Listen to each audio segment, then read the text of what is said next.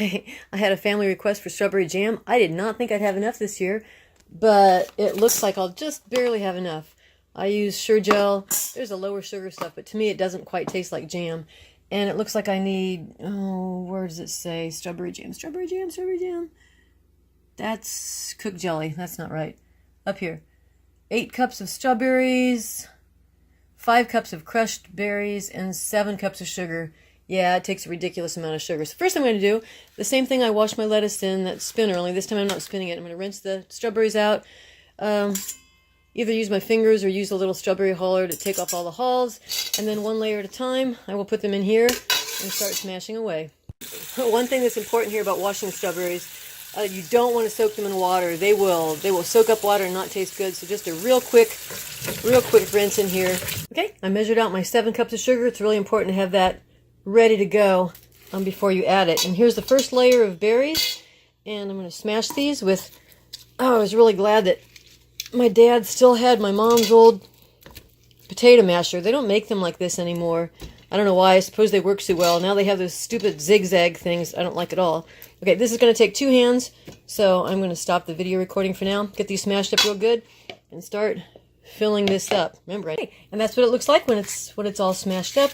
Don't use a blender for this. You want to have the little pieces of strawberry in there. Most of them will kind of blend into the jam, but you'll have a few little pieces of strawberry, which makes it, well, that's what makes it jam.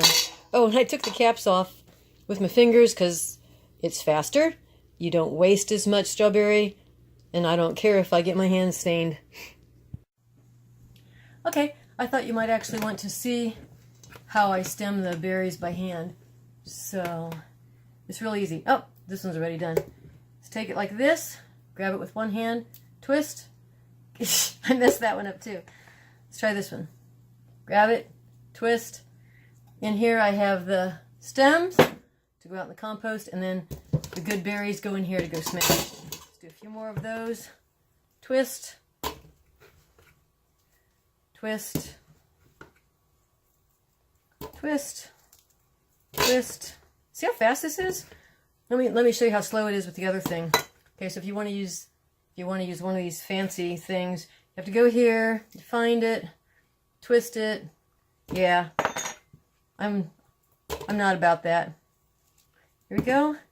And now you see how it goes. It goes really fast. As soon as I get these done, I will smash up some more of them, and we'll be on our way to making jam.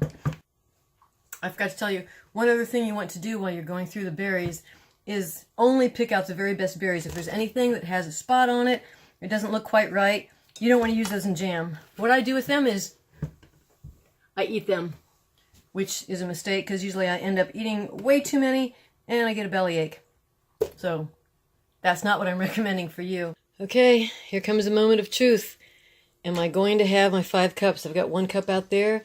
I need to have this filled to that line. I don't know if it's going to be enough. Let's see. Let's see. Here we go. I'm pouring it in, and oh, please be enough. Please be enough. Please be enough. Shake it up. You know what? I think that's exactly, perfectly the right amount. We're in luck. Okay, we're done with the preliminaries, and we're ready to actually start making our jam. You need a tall pan. I think it's called a stock pan, and an even taller spoon, or you're going to burn yourself. The stuff is going to splash all over. I put the little package of Sure-Gel pectin in there. I will stir that up, and then we just cook it until it, oh, really tall spoon. This might be too tall a spoon. And then I don't have the heat on yet. Oh, I'm splashing. I don't have the heat on yet. This is too tall a spoon. I'm going to go back to my regular spoon. Once I turn the heat on, I will cook it to what's called a rolling boil, and that's a boil you can't stir down. I'll show you what that looks like once I switch out my spoon. So I switched out a spoon to one that won't keep hitting the top of the fan here. Here's how the process works. The first thing you do is you just stir in the dry pectin with the strawberries, with the smashed up strawberries. I turn the heat on, about medium heat. I will keep stirring that. When it comes to a rolling boil, I'll show you what that looks like. Once it comes to a rolling boil, I'm going to dump in those 7 cups of sugar, poof, all at once. And then it comes back to a rolling boil. We cook it for exactly 1 minute. Take it off the stove. Oh, I forgot something. I need to add a teaspoon of coconut oil so it doesn't foam. We'll do that right now. Now, if I had lots and lots of strawberries, which I don't, I would make some into stürm. This is what reminded me of it when I was smashing up the strawberries. To make stürm, all you do is smash up the strawberries, add some sugar to taste, add some half and half cream, and then you cut up a bunch of homemade bread cubes, stir it together, and eat it. It sounds bad, but it is absolutely delicious. Another one of my mom's Swiss meals. Camera's not going to like all this steam. These strawberries have been on medium heat for over 7 minutes now, and it's still not a rolling boil, though it's starting to foam around the edges. But when I stir it, it stops. It's going to have to be completely white and foamy on the top. It's been 10 minutes, and we are finally at that won't be stirred down rolling boil.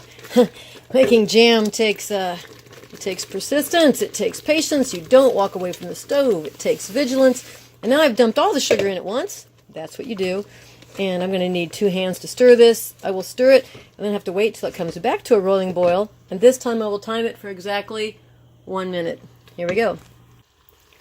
We have a full rolling boil, and that means we're almost done. And this is an absolutely gorgeous color. You'll be able to see better once I put it into the jars. This should make 4 pints.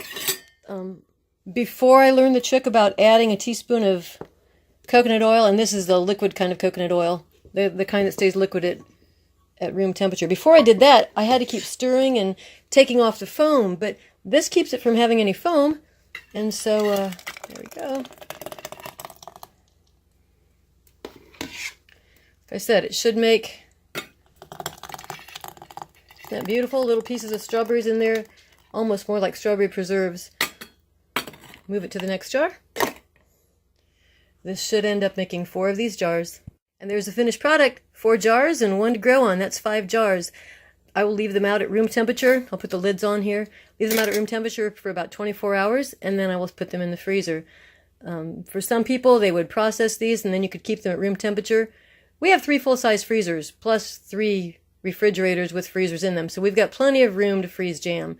So that's what I'm going to do with these. Until next time, this is Lori Fiechter. And if you're lucky enough to have some homemade bread sitting around, this is a nice little pre-lunch treat.